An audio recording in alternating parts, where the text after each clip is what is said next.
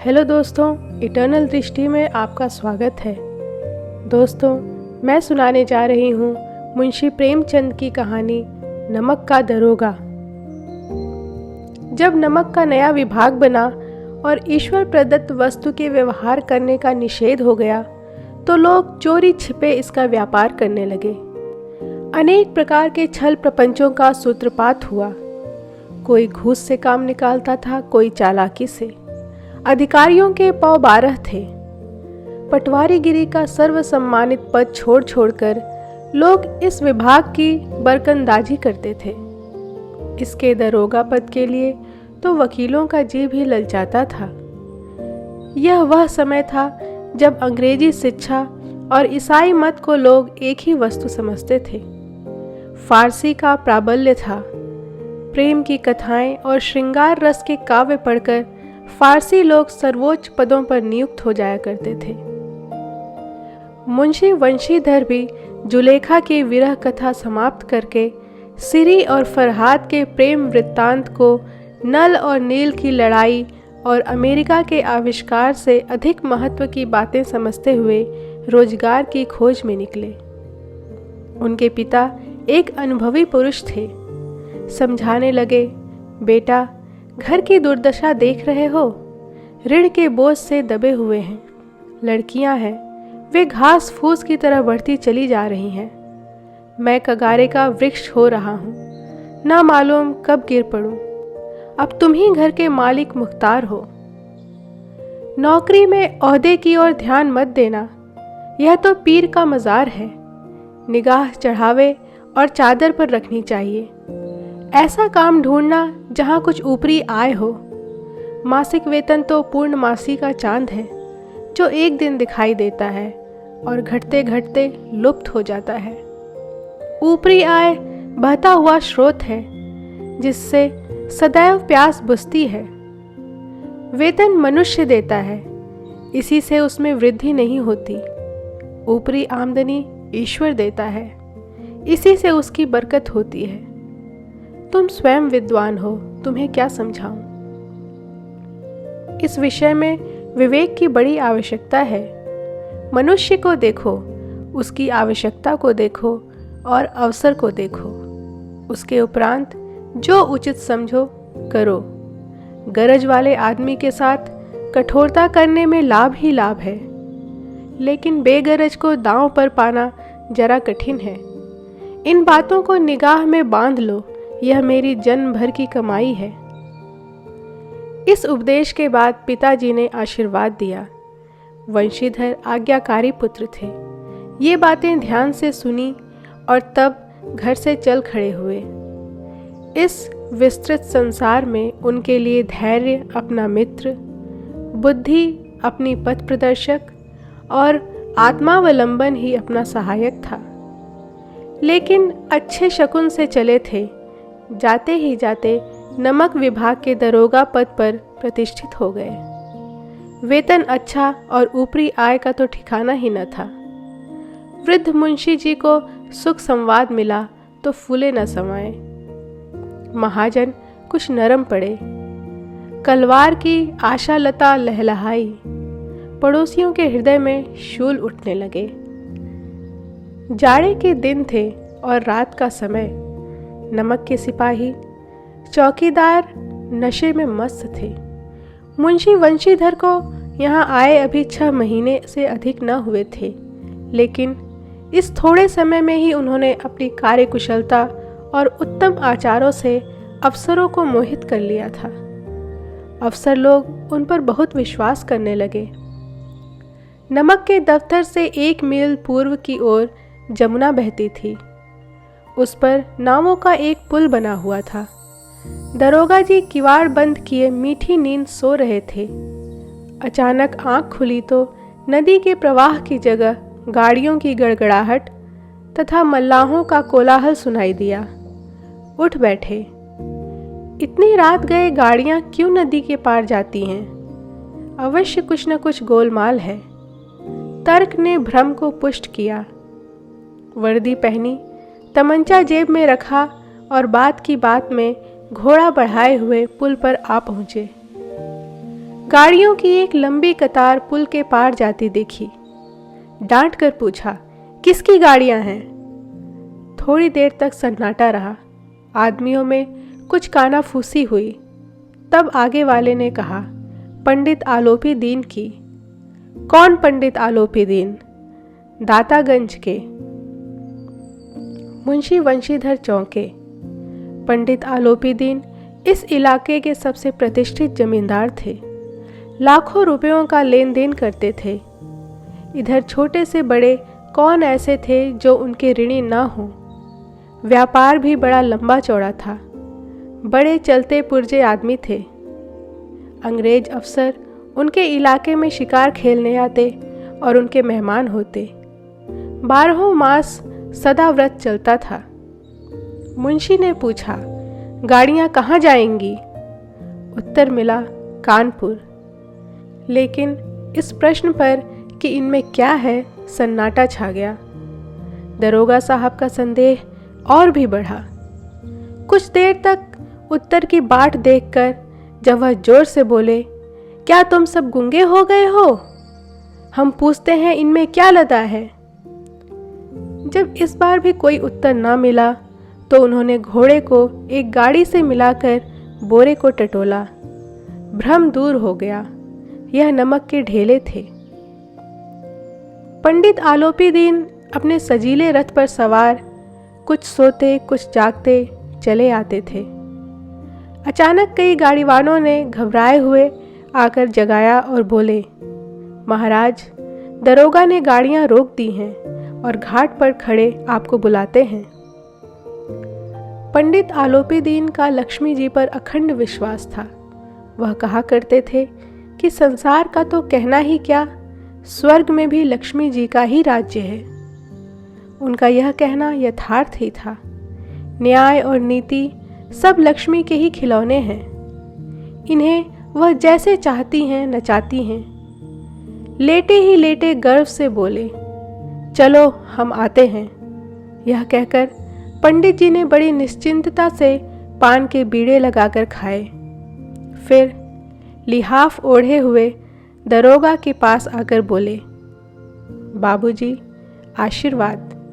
कहिए, हमसे ऐसा कौन सा अपराध हुआ कि गाड़ियां रोक दी गईं? हम ब्राह्मणों पर तो आपकी कृपा दृष्टि रहनी चाहिए। वंशीधर रुखाई से बोले, सरकारी हुक्म। पंडित आलोपी दीन ने हंसकर कहा, हम सरकारी हुक्म को नहीं जानते और न सरकार को। हमारे सरकार तो आप ही हैं। हमारा और आपका तो घर का मामला है। हम कभी आपसे बाहर हो सकते हैं? आपने व्यर्थ का कष्ट उठाया। यह हो नहीं सकता कि इधर से जाएं और इस घाट के देवता को भेंट न चढ़ावें। मैं तो आपकी सेवा में स्वयं ही आ रहा था। वंशीधर पर ऐश्वर्य की मोहिनी वंशी का कुछ प्रभाव न पड़ा। ईमानदारी की नई उमंग थी।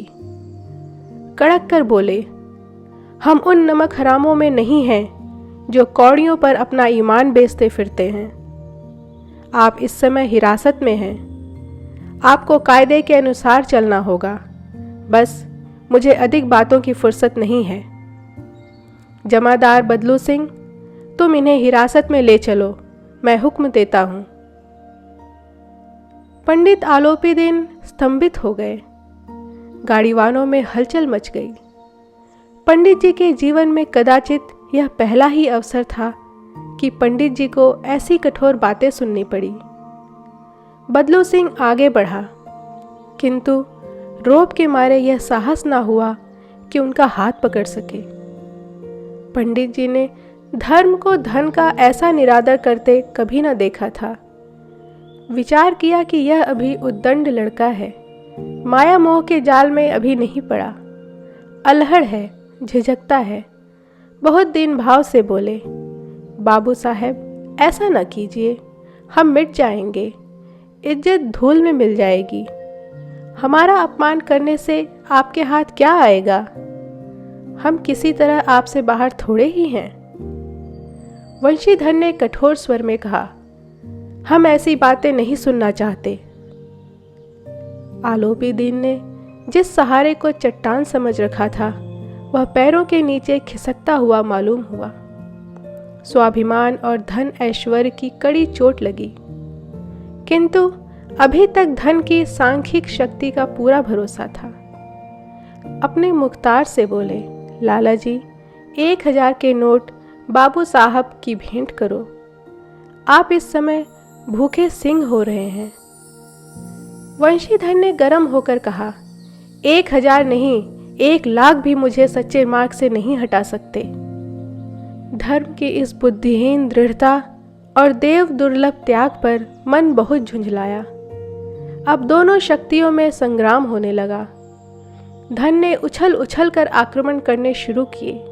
1 से 5, 5 से 10, 10 से 15 और 15 से 20,000 तक नौबत पहुंची, किंतु धर्म अलौकिक वीरता के साथ बहुसंख्यक सेना के सम्मुख अकेला पर्वत की भांति अटल अविचलित खड़ा था। आलोपीदीन निराश होकर बोले, अब इससे अधिक मेरा साहस नहीं, आगे आपको अधिकार है। वंशीधर ने अपने जमादार को ललकारा। बदलू सिंह मन में दरोगा जी को गालियां देता हुआ पंडित आलोपीदीन की ओर बढ़ा। पंडित जी घबराकर 2-3 कदम पीछे हट गए। अत्यंत दीनता से बोले, बाबू साहब ईश्वर के लिए मुझ पर दया कीजिए, मैं 25,000 पर निपटारा करने को तैयार हूं। असंभव बात है, 30,000 पर किसी तरह भी संभव नहीं। क्या 40,000 पर भी नहीं? 40,000 नहीं 40 लाख पर भी असंभव है। बदलू सिंह इस आदमी को हिरासत में ले लो, अब मैं एक शब्द भी नहीं सुनना चाहता।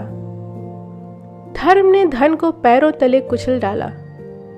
आलोपीदीन ने एक हृष्ट पुष्ट मनुष्य को हथकड़ियां लिए हुए अपनी तरफ आते देखा। चारों ओर निराश और कातर दृष्टि से देखने लगे।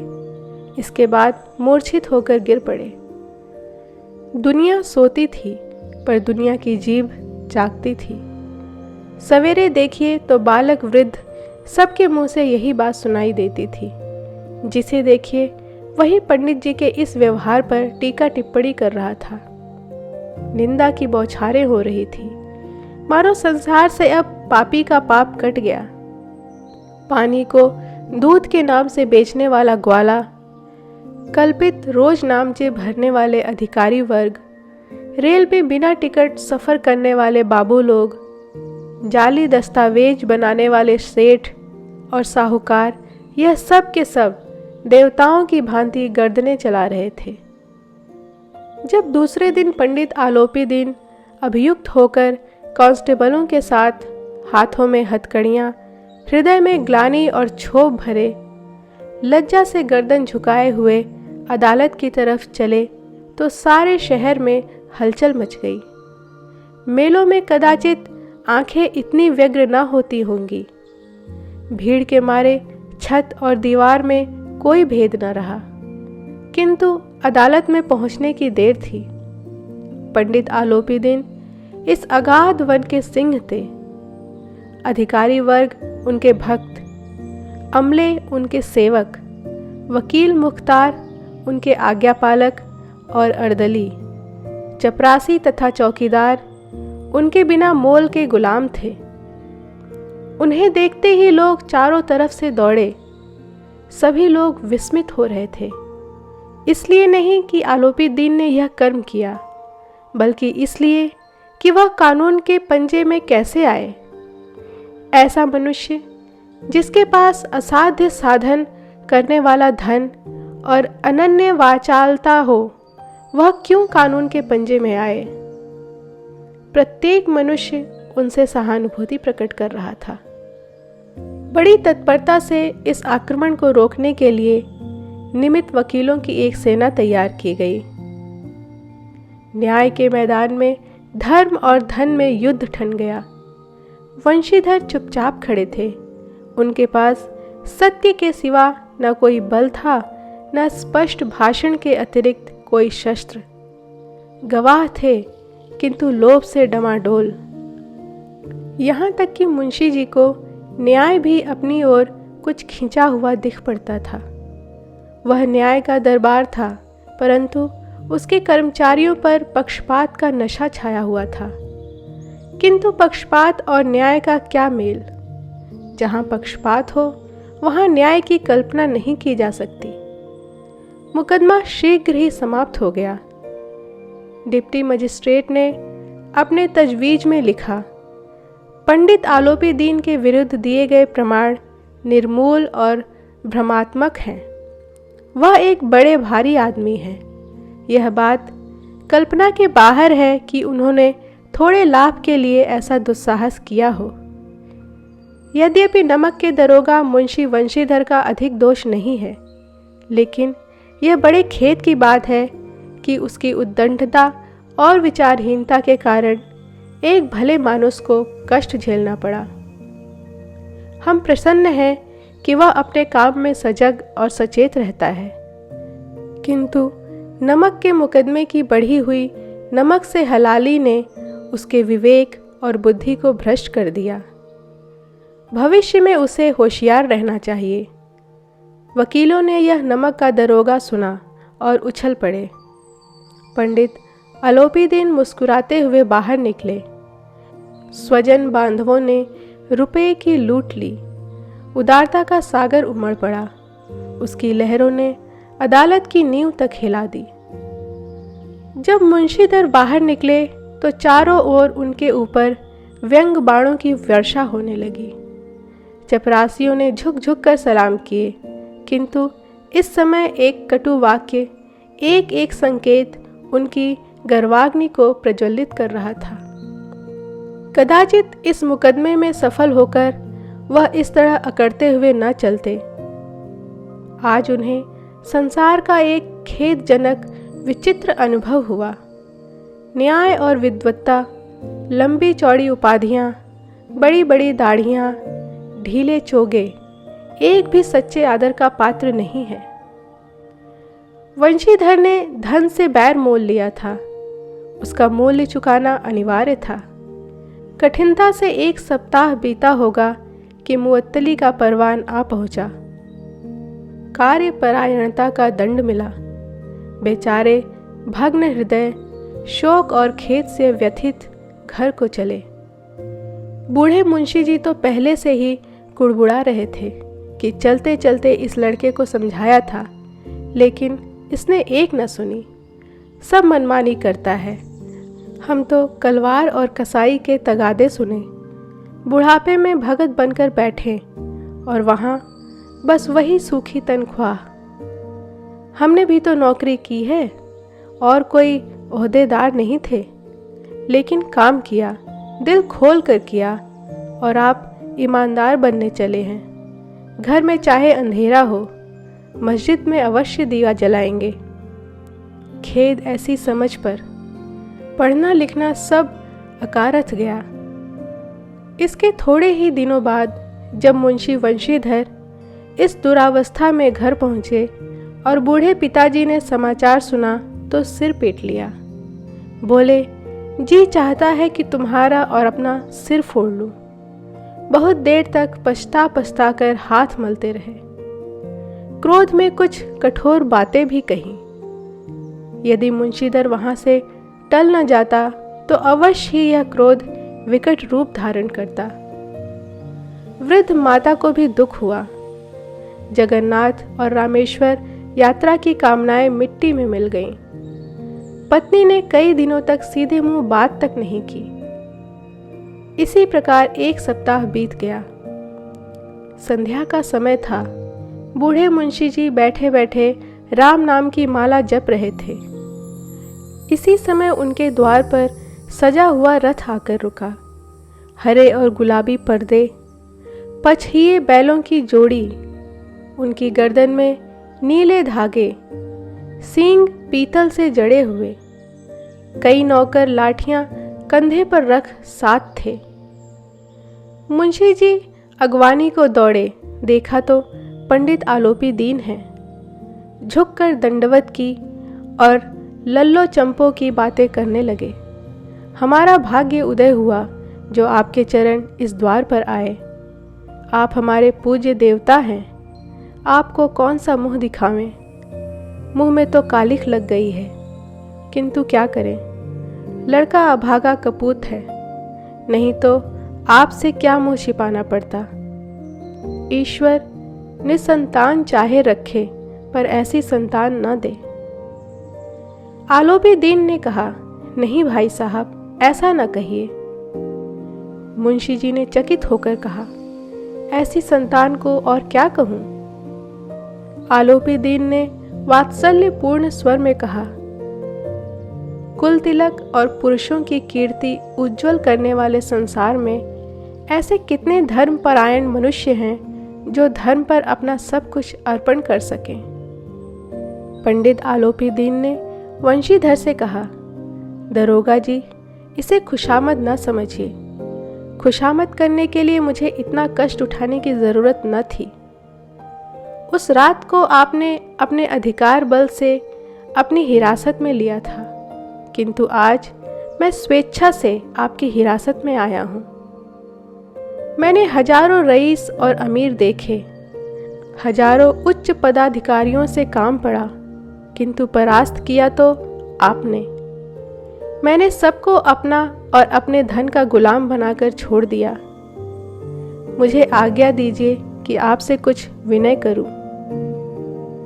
वंशीधर ने आलोपी दीन को आते देखा तो उठकर सत्कार किया, किंतु स्वाभिमान सहित। समझ गए कि यह महाशय मुझे लज्जित करने और जलाने आए हैं। क्षमा प्रार्थना की चेष्टा नहीं की, वरन उन्हें अपने पिता की यह ठकुर सुहाती की बात असह्य सी प्रतीत हुई। पर पंडित जी की बातें सुनी तो मन की मैल मिट गई। पंडित जी की ओर उड़ती हुई दृष्टि से देखा, सद्भाव झलक रहा था। गर्व ने अब लज्जा के सामने सिर झुका दिया। शर्माते हुए बोले, यह आपकी उदारता है जो ऐसा कहते हैं। मुझसे जो कुछ अविनय हुई है उसे क्षमा कीजिए। मैं धर्म की बेड़ी में जकड़ा हुआ था, नहीं तो वैसे मैं आपका दास हूँ। जो आज्ञा होगी वह मेरे सिर माथे पर। आलोपी दीन ने विनीत भाव से कहा, नदी तट पर आपने मेरी प्रार्थना नहीं स्वीकार की थी, किंतु आज स्वीकार करनी पड़ेगी। वंशीधर बोले, मैं किस योग्य हूँ, किंतु जो कुछ सेवा मुझसे हो सकती है उसमें त्रुटि न होगी। आलोपी दीन ने एक स्टाम्प लगा हुआ पत्र निकाला और उसे वंशीधर के सामने रखकर बोले, इस पद को स्वीकार कीजिए और अपने हस्ताक्षर कर दीजिए। मैं ब्राह्मण हूँ, जब तक यह सवाल पूरा न कीजिएगा द्वार से न हटूंगा। मुंशी वंशीधर ने उस कागज को पढ़ा तो कृतज्ञता से आंखों में आंसू भर आए। पंडित आलोपी दीन ने उनको अपनी सारी जायदाद का स्थायी मैनेजर नियत किया था। 6,000 वार्षिक वेतन के अतिरिक्त रोजाना खर्च अलग, सवारी के लिए घोड़ा, रहने को बंगला, नौकर चाकर मुफ्त। कंपित स्वर में बोले, पंडित जी, मुझ में इतनी सामर्थ्य नहीं है कि आपकी उदारता की प्रशंसा कर सकूं, किंतु ऐसे ऊंचे पद के योग्य नहीं हूं। आलोपी दीन हंसकर बोले, मुझे इस समय एक अयोग्य मनुष्य की ही जरूरत है। वंशीधर ने गंभीर भाव से कहा, यूं तो मैं आपका दास हूं। आप जैसे कीर्तिवान सज्जन पुरुष की सेवा करना मेरे लिए सौभाग्य की बात है, किंतु मुझ में न विद्या है, न बुद्धि, न वह स्वभाव जो इन त्रुटियों की पूर्ति कर देता है। ऐसे महान कार्य के लिए एक बड़े मर्मज्ञ अनुभवी मनुष्य की जरूरत है। आलोपी दीन ने कलमदान से कलम निकाली और उसे वंशीधर के हाथ में देकर बोले, न मुझे विद्वता की चाह है, न अनुभव की, न मर्मज्ञता की, न कार्यकुशलता की। इन गुणों के महत्व को खूब पा चुका हूँ। अब सौभाग्य और सुअवसर ने मुझे वह मोती दे दिया जिसके सामने योग्यता और विद्वता की चमक फीकी पड़ जाती है। यह कलम लीजिए, अधिक सोच विचार न कीजिए, दस्तखत कर दीजिए।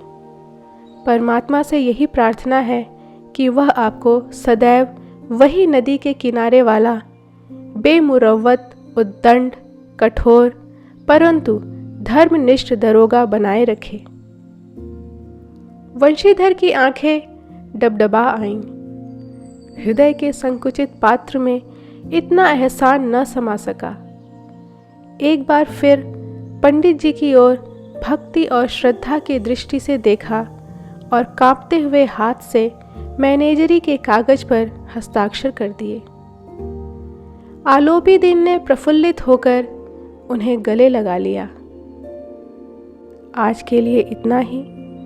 अगर आपको यह कहानी अच्छी लगी हो तो इसे अपने दोस्तों के साथ भी शेयर करें और इस वीडियो को लाइक, शेयर और सब्सक्राइब करना ना भूलें। आपके कीमती समय के लिए धन्यवाद। सुरक्षित रहें और आनंदित रहें।